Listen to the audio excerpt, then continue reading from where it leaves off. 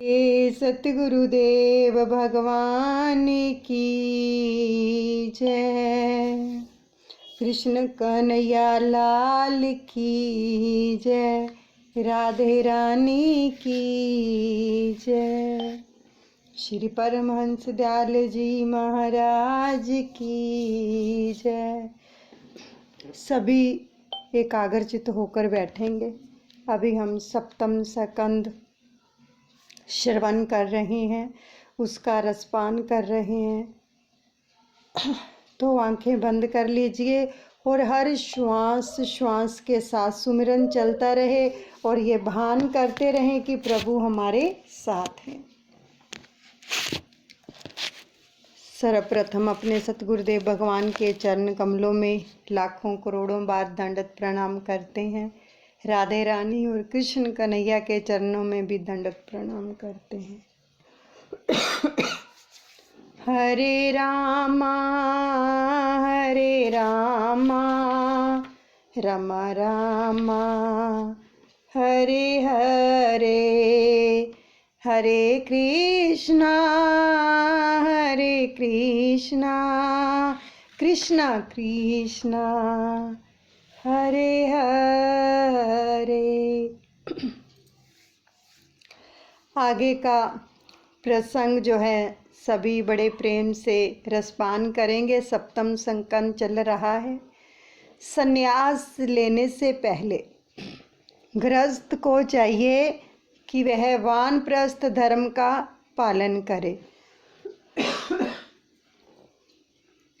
और पवित्र ग्रंथों का अध्ययन करे। वैराग्य दृढ़ होने के बाद संन्यास लेना चाहिए। परमात्मा के लिए सभी सुख का न्यास त्याग ही संन्यास है। प्रहलाद और दत्तात्रेय का एक प्रसंग है। दत्तात्रेय से प्रहलाद ने पूछा कि आप कोई सुख चैन से तो रहते नहीं हैं, फिर भी इतने हृदय पुष्ट कैसे हो पाए? तो दत्तात्रेय ने उत्तर दिया कि जगत के किसी भी जड़ पदार्थ में आनंद नहीं है। सुख की इच्छा ही दुख है और मुझ में समाहित आत्मानंद का ही मैं उपयोग करता हूँ। मैं अपना आनंद अपने आत्म स्वरूप में से ही प्राप्त कर लेता हूँ। प्रारब्ध को भुगत कर पूरा करता हूँ। मेरी आत्मनिष्ठा दृढ़ है। मेरे दो गुरु हैं। मेरा पहला गुरु है मधुमक्षिका। मधुमक्खी की भांति लोग भी बहुत कुछ कष्ट झेलकर धन तो एकत्रित करते हैं, किंतु मधुमक्खी के शहद की भांति उस धन का उपभोग तो कोई और ही करता है। जिस प्रकार मधुमक्खियाँ अपने छत्ते में कितना शहद एकत्रित करती हैं ना, कितना पुरुषार्थ करके। और क्या होता है, जिसको पता चलता है कि यहाँ पर मधुमक्खी का बहुत बड़ा छत्ता है, तो वहाँ पर वो लोग पहुँच जाते हैं और धूनी देकर उनके छत्ते को गिरा देते हैं और सारा शहद वो ले जाते हैं। तो मधुमक्खी के हिस्से क्या आया? इसी प्रकार जो जीव है वो धन तो एकत्रित करता रहता है, लेकिन उसको नहीं पता कि इसको कौन भोगेगा, इसको कौन उपयोग में लाएगा। सारा धन तो एक बंदा जो एकत्रित करता है वो तो नहीं खा जाता, सारा धन का उपयोग वो तो नहीं कर सकता ना। ऐसे ही तो मेरा दूसरा गुरु है अजगर।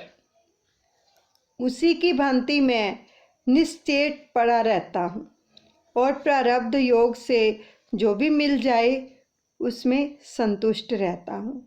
इन दो गुरुओं से मैंने वैराग्य और संतोष का नियम प्राप्त किया है। यानी पशु पक्षियों से, जानवरों से भी हमें शिक्षा मिलती है, जो यहाँ पर श्रीमद् भागवत जी में बताया गया है। एक ही स्थान पर बैठकर सतत ब्रह्म चिंतन करता हूँ। जिससे मन में विक्षेप आए ऐसे व्यवहार से मैं दूर ही रहता हूँ और ओंकार का सतत जप करता हूँ। अब आती है गृहस्थ धर्म की कथा। पति पत्नी सावधानी पूर्वक पवित्र जीवन जिए तो संन्यास आश्रम जैसा ही आनंद गृहस्थ में भी मिल सकता है। भी बाहर जाने की जरूरत नहीं है। देखो, गृहस्थ आश्रम को आश्रम का नाम क्यों दिया गया है? गृहस्थ के साथ भी आश्रम जोड़ दिया गया है। गृहस्थ भी एक आश्रम है। अगर सही मायने से, सही ढंग से, सही तरीकों से इसके अंदर रहा जाए तो हमें बाहर जाने की जरूरत नहीं है। भागवत जी बता रही हैं कि आपको बाहर जाकर वनवास लेने की जरूरत नहीं है। पवित्र जीवन जीने वाले दंपति साधु संतों की सेवा करके परमात्मा को पुत्र रूप में पाकर अपनी गोद में उनका लालन पालन करेंगे, जबकि सन्यासी मात्र ब्रह्म चिंतन में ही लीन रहेगा। और गृहस्थ अवस्था में यह ध्यान रखना चाहिए कि पत्नी काम भोग का नहीं, धर्म का साधन है। पत्नी को गृहस्थ आश्रम की सहायिका है। जो पत्नी है वह तो गृहस्थ आश्रम की सहायिका है। और पत्नी संग सत्संग बने तभी गृहस्थ आश्रम दिव्यता धारण करता है। गृहस्थ आश्रम को धर्म ही बनाए रखता है। सन्यासी ही गृहस्थ के आंगन में आता है, अतः गृहस्थ आश्रम श्रेष्ठ है। पति और पत्नी दोनों सुपात्र हों तो धर्म पालन हो सकेगा। गृहस्थ आश्रम सर्वश्रेष्ठ है। गृहस्थ को सावधान रहना चाहिए कि कहीं उससे पापाचार ना हो जाए। उसे अंदर से अनासक्त रहकर बाहर से भी सबसे प्रेम करना चाहिए। और जो पात्र में थाली में है, जो पात्र थाली में है वह भी कुछ अपना नहीं है, किंतु जितना पेट में समा सकता है उतना ही अपना है।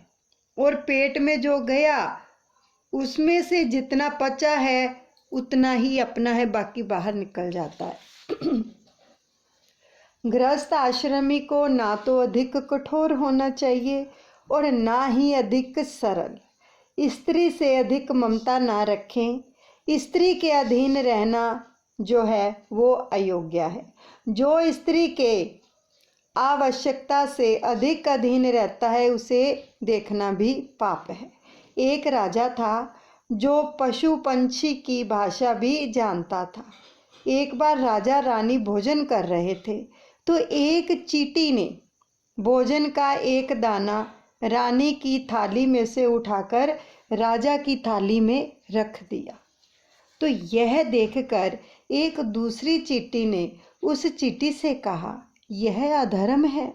स्त्री का उच्चिष्ट अन्न पुरुष को खिलाना क्या है? अविवेक है। तो इन दो चींटियों की बात सुनकर राजा को हंसी आ गई। रानी ने हंसने का कारण पूछा तो राजा ने कहा, छोड़ो, इस बात को सुनोगी तो अनर्थ होगा। तो जिस महात्मा ने राजा को पशु पंछी बोली जानने की विद्या दी थी उससे कहा था कि मैंने यह विद्या सिखाई तो है, किंतु तुम यदि किसी से इसकी बात करोगे या किसी को सिखाओगे तो तुम्हारी मृत्यु हो जाएगी। उन्होंने उनको विद्या तो सिखा दी, साथ में ये बता भी दिया अगर किसी को बताओगे या ये विद्या सिखाओगे तो तुम्हारी मृत्यु हो जाएगी। अब राजा ने पत्नी को बहुत समझाया, किंतु स्त्री हट जो था तो वह कहने लगी कि चाहे आपकी मृत्यु ही क्यों ना हो जाए, किंतु मैं बात जानना चाहती हूँ। राजा भोला और पत्नी के अधीन था, सो उसने कहा कि हम दोनों काशी चलें, मैं वहीं तुझे सारी बात बताऊंगा। तो राजा ने सोचा कि मरना तो है ही, तो काशी में मरकर मुक्ति क्यों ना पालूं। वे दोनों काशी जी की ओर चल निकले। रास्ते में वन में एक बकरा बकरी का जोड़ा मिला। बकरी बकरे से कहने लगी कि कुएं के पास जाकर मेरे लिए हरी घास ले आओ, नहीं तो मैं डूब मरूंगी। बकरे ने समझाया कि मेरा पाँव फिसल जाएगा तो कुएं में गिरकर मर जाऊंगा। तो बकरी ने कहा कि चाहे जो भी हो जाए, मैं तो घास खाऊंगी। तो बकरे ने तेवर बदल कर कहा, मैं उस राजा के जैसा मूर्ख नहीं हूं जो पत्नी के लिए बिना कारण जान दे दूं। तो राजा ने बकरे के ये शब्द सुने तो सोच में पड़ गया, मैं कितना मूर्ख हूं कि प्रभु भजन के लिए तो शरीर मिला है और इस स्त्री की मूर्खता भरी हठ की खातिर उसका नाश करने के लिए मैं तैयार हो गया हूँ। इस शरीर का नाश करने के लिए केवल एक स्त्री के मोह में पड़कर। तो धिक्कार है मुझसे तो बकरा भी अच्छा है। उसने रानी से दृढ़ता से कह दिया कि मैं कुछ भी बताना नहीं चाहता, तू चाहे सो कर सकती है। रानी को अपनी हठ छोड़नी पड़ी। तो हृदय में से राम चले जाते हैं तो मनुष्य कामांध बन जाता है। गृहस्थ आश्रम को आज्ञा दी गई है कि वह दान करे, क्योंकि दान से धन शुद्धि होती है। वर्ष में 1 मास गंगा के किनारे रहकर भी आज्ञा दी गई है। उसे चाहिए कि वह एकांतवास में नारायण की आराधना करे। वर्ष में से 1 मास ठाकुर जी के लिए सुरक्षित रखे। घर में ठीक तरह से भक्ति नहीं हो पाती है तो अतः तीर्थ में भक्ति करो। तीर्थ में जाकर घर को और लौकिक बातों को कभी याद मत करो। वहाँ मात्र भक्ति ही करनी चाहिए, नहीं तो तीर्थों पे जाने का कोई भी लाभ नहीं होता। भागवत जी कह रही हैं। जैसे हम भी जाते हैं दर्शनों के लिए, सब जगह हर कोई जाता, अगर वहाँ जाकर भी केवल भक्ति की तरफ ध्यान नहीं है, इधर उधर की बातों में ध्यान है, उसकी बातें की, इसकी बातें की, तो वहाँ जाने का कोई भी लाभ नहीं मिलता। भक्ति करने के लिए स्थान की शुद्धि भी आवश्यक है। स्थान के वातावरण का मन पर बड़ा असर पड़ता है। तो मार्कंडेय पुराण में एक कथा है कि राम लक्ष्मण वन में प्रवास कर रहे थे। मार्ग में एक स्थान पर लक्ष्मण का मन कुभाव से भर गया, मति भ्रष्ट हो गई। वे सोचने लगे, कैकेयी ने वनवास तो राम को दिया है, मुझे नहीं। मैं राम की सेवा के लिए क्यों कष्ट उठाऊं? तो राम ने लक्ष्मण से कहा, इस स्थान की मिट्टी अच्छी दिखती है, थोड़ी बांध ले साथ में। लक्ष्मण ने एक पोटली में मिट्टी बांध ली। तो मार्ग में जब तक वह इस पोटली को हाथ में लेकर चलते थे, तब तक उनके मन में कुभाव ही बना रहता था। परंतु ज्यों ही वे उस पोटली को नीचे रखकर दूर हो जाते थे, तो उनका मन राम सीता के लिए ममता और भक्ति से भर जाता था। लक्ष्मण इस बात से आश्चर्यचकित रह गए। उन्होंने राम से कारण पूछा तो श्री राम ने कारण बताते हुए कहा, भाई, तेरे मन के इस परिवर्तन के लिए तू दोषी नहीं है, उस मिट्टी का ही ये प्रभाव है। जिस भूमि पर जैसे काम किए जाते हैं, उसके अच्छे बुरे परमाणु उस भूमि भाग में और वातावरण में भी छूट जाते हैं। देखो यहाँ पर बहुत सुंदर प्रसंग आ रहा है। जिस भूमि पर जैसे कर्म किए जाते हैं, काम किए जाते हैं, वहाँ पर अच्छे बुरे परमाणु जो होते हैं उस भूमि भाग में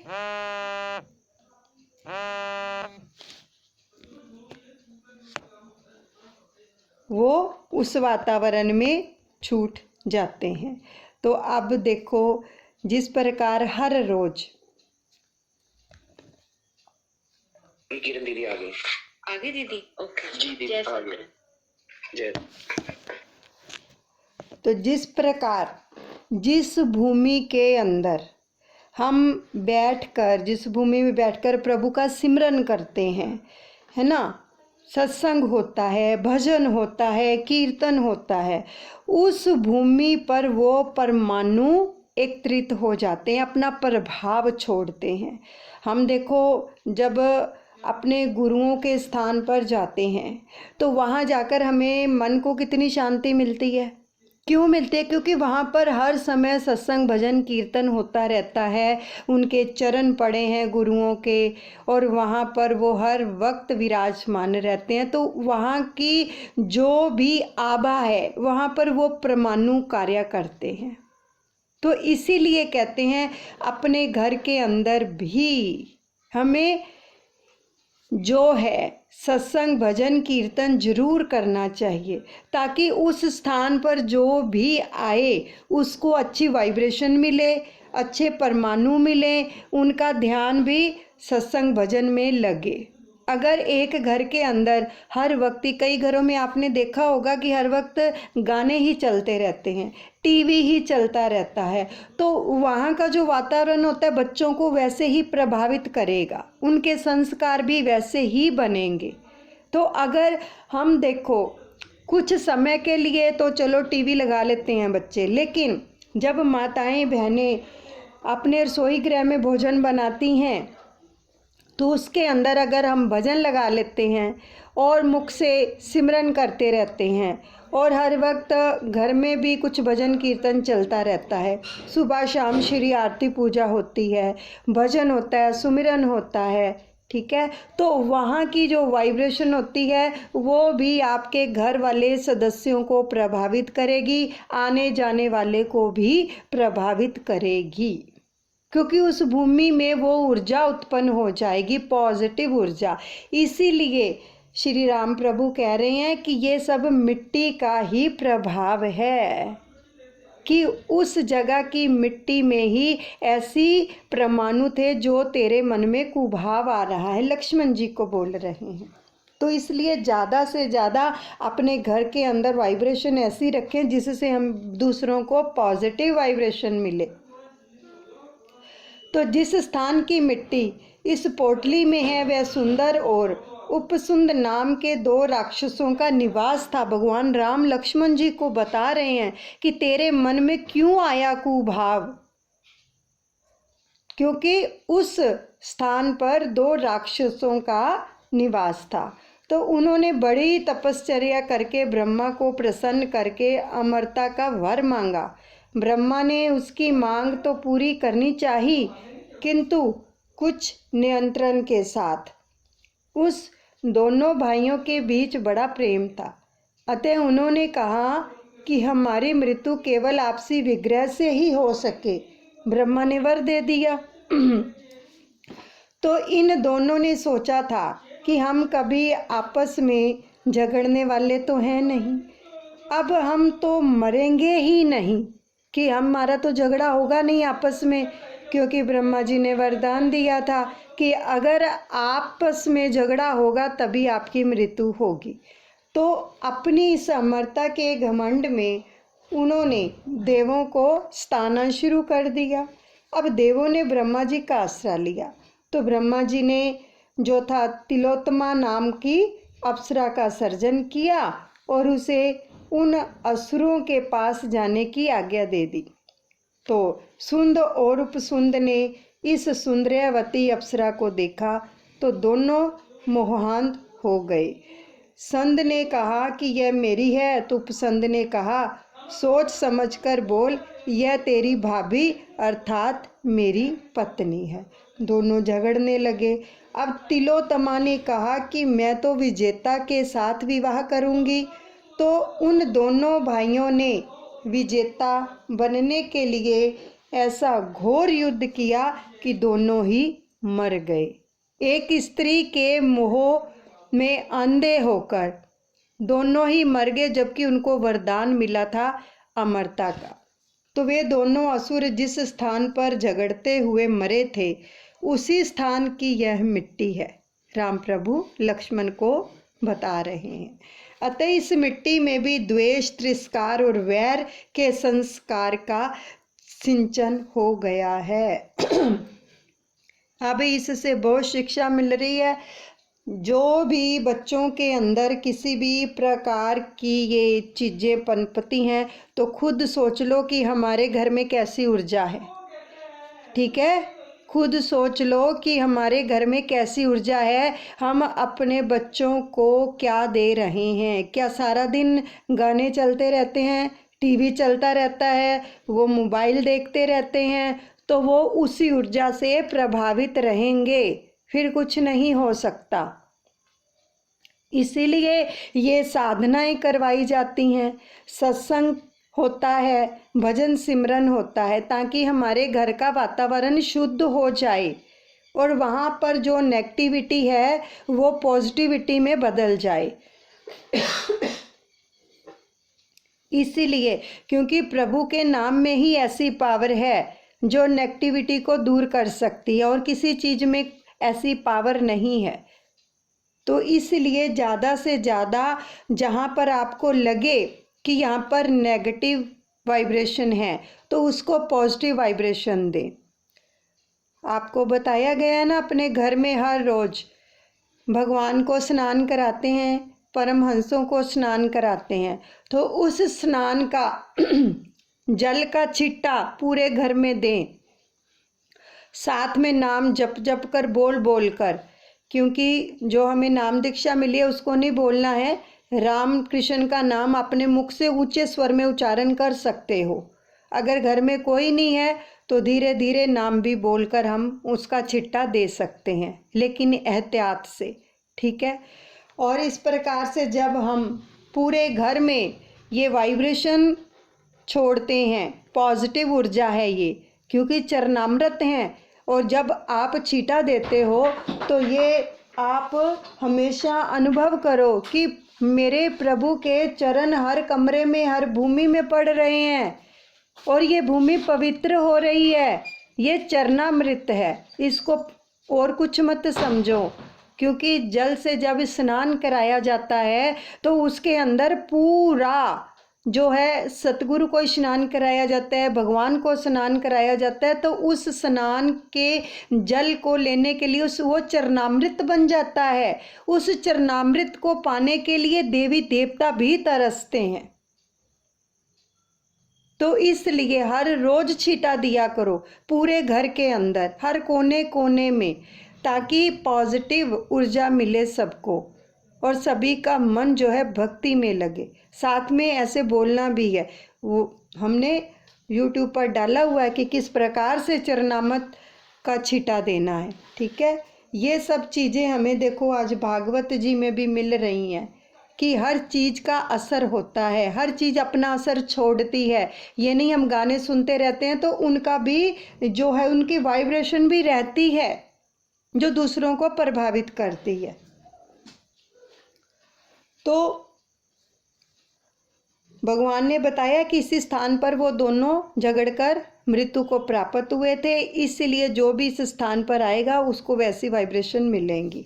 घर को गृहस्थ सदा जो है पवित्र रखें, भागवत जी कह रही हैं घर को गृहस्थ सदा पवित्र रखें, यानी कि गृहस्थ यानी कि घर में रहने वाले जो सदस्य हैं अपने घर को हमेशा पवित्र रखें। लोग जो है माथेरान सैर करने के लिए जाते हैं, किंतु यह नहीं सोचते कि अपने माथे पर रान यानी ऋण कितना पड़ गया है। माथेरान जाने के बदले जहाँ परमात्मा ने लीला की हो, जैसे भगवत धाम में रहकर सत्कर्म करो। गृहस्थ को पितृ श्राद्ध भी करना चाहिए। दशरथ के श्राद्ध के प्रसंग पर सीता जी जब वशिष्ठ को भोजन परोस रही थी तो उसे वशिष्ठ में दशरथ के दर्शन हुए थे। पवित्र ब्राह्मण के माध्यम से पितर घर पर आते हैं। पवित्र ब्राह्मण के हाथ श्राद्ध कराया जाए। काम का मूल है संकल्प, अतः संकल्प का त्याग करके काम को जीतना चाहिए। मन में सुख का संकल्प ही नहीं आना चाहिए, संकल्प ही दुख का कारण है। काम की इच्छा पूर्ण रहने पर क्रोध उत्पन्न होता है, कामनाओं का त्याग ही क्रोध को जीतने का उपाय है। क्रोध दुखदाता है, क्रोध पर ही क्रोधित होने का निश्चय करो। संसारी लोग जिसे अनर्थ मानते हैं वही अनर्थ है, ऐसा समझो और लोभ को जीतो। तात्विक विचार से भय को जीतना चाहिए। अध्यात्म विद्या से शोक और मोह पर, संतों की उपासना से दम्भ और मौन द्वारा योग के विघ्नों पर और शरीर प्राण आदि को निश्चेष करके हिंसा पर विजय प्राप्त करनी चाहिए। अब गृहस्थ को सतगुरु का आश्रय लेकर उसकी आज्ञा का पालन करना चाहिए। सात्विक भोजन, स्थान और सत्संग से निद्रा को पराजित करना चाहिए। सत्वगुण की वृद्धि से मनुष्य की देह विलीन हो जाती है और ज्ञानेश्वर ने 16वें वर्ष में और शंकराचार्य ने 32वें वर्ष में जो था प्रयाण किया था। तमोगुण की वृद्धि से निद्रा बढ़ती है और सत्वगुण की वृद्धि से नींद उड़ जाती है। निद्रा तमोगुण का धर्म है। सदाचार, संयम, सात्विक आहार विहार, आचार आदि से सत्वगुण बढ़ता है। सत्वगुण की वृद्धि से प्रभु मिलन की आतुरता भी बढ़ेगी। हर रोज भगवान का ध्यान करो। ध्यान करने से ध्यान करने वाले में ईश्वर की शक्ति आती है। जिसका हम ध्यान करेंगे वैसी ऊर्जा हमारे शरीर में आएगी। हम ईश्वर का ध्यान कर रहे हैं तो ईश्वर की शक्ति हमारे अंदर आएगी। ये भागवत जी खुद कह रही हैं। गृहस्थ को इंद्रिय रूपी घोड़ों को नियंत्रण में रखना चाहिए। विद्वान कहते हैं कि यह शरीर रथ है और इंद्रियां जो हैं वो घोड़े हैं। इंद्रियों का नियंता मन ही इन दोनों घोड़ों की बागडोर है और शब्द आदि विषय विभिन्न मार्ग है। बुद्धि इस रथ को चलाने वाला सारथी है। इस रथ को बांधने के लिए ईश्वर ने चित्त रूप बंधन बनाया है और 10 प्राण इस रथ की धुरा है और धर्म और अधर्म पहिए हैं। इस रथ में बैठता है हमारा अहंकारी जीव। ओंकार धनुष है और शुद्ध जीवन बाण परब्रह्म लक्ष्य है। निशाना है राग, द्वेष, लोभ, शोक, मोह, भय, मन, मान, अपमान, असूया, माया, हिंसा, मत्सर, रजोगुण, प्रमाद, क्षुधा, निद्रा आदि शत्रु हैं। जब तक मनुष्य देह रूपी रथ अपने वश में है तथा इंद्रियां आदि सशक्त हैं, उतने समय में ही मनुष्य को चाहिए कि वह सद्गुरुओं के चरणों की सेवा करके तीक्ष्ण ज्ञान रूपी तलवार लेकर श्री भगवान का बल धारण करके राग द्वेष आदि शत्रुओं को जीत ले और तत्पश्चात शांत होकर जो है स्वांद रूपी स्वराज्य से संतुष्ट हो जाए। शरीर रथ भी छोड़ देना चाहिए। यदि ऐसा नहीं किया जा सकता तो रथ में विराजमान प्रमादी जीव को तथा दुष्ट इंद्रियां रूपी घोड़े को बुद्धि रूपी सारथी अयोग्य मार्ग पर ले जाकर विषय रूपी चोरों के अधीन कर देगा। वे चोर घोड़े और सारथी के सहित जीव रूपी रथ को अंधकार व्यापत और महामृत्यु के भय से पूर्ण संसार रूपी कुएं में फेंक देंगे। और वेद 2 प्रकार के कर्म बताए गए हैं। वेद में प्रवृत्ति कर्म से मनुष्य संसार में वापस आता है और निर्वृत्ति कर्म से मोक्ष प्राप्त करता है। मैं कमाता हूँ ऐसा अभिमान गृहस्थ को नहीं करना चाहिए, रखना नहीं चाहिए। द्रव्य मेरा है ऐसा भी अभिमान मत करो। द्रव्य का मतलब धन और द्रव्य सभी का है। गृहस्थ भाव द्वैत सिद्ध करे। पति पत्नी सत्संग करें। एकांत में बैठकर हरि कीर्तन करो। कीर्तन से कली के दोषों का विनाश होता है। धर्म से अर्थ का उपार्जन करो। और मौज मजे में सभी साथ रहते हैं और दंड अकेले जीवात्मा को भोगना पड़ता है। क्योंकि जब इंसान जाता है तो कोई साथ जाता है। जो हमने कर्म किए होते हमें अकेले ही भोगने पड़ेंगे। इसलिए कहा गया है ना, छोड़ कर संसार जब तू जाएगा कोई न साथी तेरा साथ निभाएगा। निभाता है कोई साथ? अकेला इंसान जाता है। इसलिए कर्म ऐसे करें, हमारे कर्म साथ जाएंगे, प्रभु की भक्ति साथ जाएगी। तो अनेक ग्रस्त संसार पार कर गए हैं। बड़े बड़े ऋषि जो ईश्वर को देखने के लिए तरसते हैं, वे आपके घर में रहते हैं। इस प्रकार नारद ने धर्मराज को उपदेश दिया। अंत में इस प्रकरण की समाप्ति में धर्मराज ने नारद की पूजा की। यहीं पर सप्तम स्कंद आज समाप्त होता है। हरे राम राम राम हरे हरे। गाओ, अपनी जीवा को पवित्र करो। हरे कृष्णा कृष्णा कृष्णा हरे हरे। श्रीमन नारायण नारायण नारायण, बद्री नारायण नारायण नारायण, लक्ष्मी नारायण नारायण नारायण, श्रीमन नारायण नारायण नारायण, श्रीमन नारायण नारायण नारायण, श्रीमन नारायण नारायण नारायण। श्री राधे गोविंदा गोपाला तेरा प्यारा नाम है, गोपाला तेरा प्यारा नाम है, नंदलाला तेरा प्यारा नाम है। श्री राधे गोविंदा गोपाला तेरा प्यारा नाम है। बोलिए सतगुरुदेव भगवान की जय। श्री कृष्ण कन्हैया लाल की जय। राधे रानी की जय। सतगुरुदेव भगवान के चरणों में सब अर्पण करते हैं, अनुचित क्षमा करें।